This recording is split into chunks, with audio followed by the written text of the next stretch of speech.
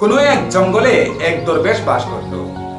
একদিন একটি কাককে গাছের উপর দিয়ে যাতায়াত করতে দেখে তার মনে কৌতূহল জাগলো। কাক এখানে কেন বারবার আসা যাওয়া করে? হঠাৎ দেখলেন একটি অন্ধ সাপকে কাক আহার করাচ্ছে। এই ঘটনায় দরবেশ আল্লাহর অসীম কুদরতের কথা বুঝতে পেরে মনে মনে ভাবলেন, আল্লাহ পাক যখন একটি প্রাণীর রুজি রোজগারের ব্যবস্থা বিনা পরিশ্রমে করে দিয়েছেন, তখন খাবারের জন্য এত চিন্তা করে মাথা খারাপ করার কি প্রয়োজন রয়েছে? আমার খাবার ঠিক সময়ে চলে আসবে। এইভাবে তিনি আস্তানায় ফিরে এসে ইবাদত বন্দেগীতে মশগুল হয়ে যান। 3 দিন 3 রাত চলে গেল, খাবারের কোনো ব্যবস্থা হলো না।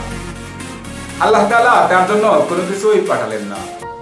অবশেষে তখনকার নবীকে আল্লাহ তাআলা দরবেশের কাছে পাঠিয়ে দিলেন। নবী এসে দরবেশকে বললেন, তোমার যথেষ্ট শক্তি সামর্থ্য রয়েছে, তুমি কেন নিজেকে দুর্বল অন্ধ সাপের সাথে তুলনা করতে গেলে? তোমার উচিত অন্যের বোঝা না হয়ে অন্যের উপকার করা। দরবেশ তার ভুল বুঝতে পারল এবং আল্লাহর নিকট ক্ষমা চাইল। এই ছোট্ট গল্পটি থেকে আমরা কি শিখতে পারি?